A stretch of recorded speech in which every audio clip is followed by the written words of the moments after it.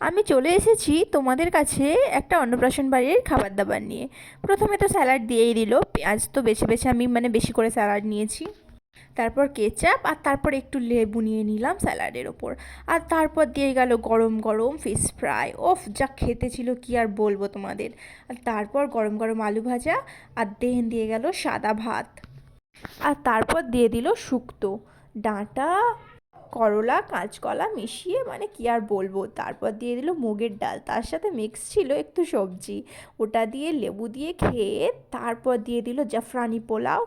আর দেন দিয়ে দিল মাটন। ওফ, মাটনের পিসগুলো কী যে ছিল, এত নরম।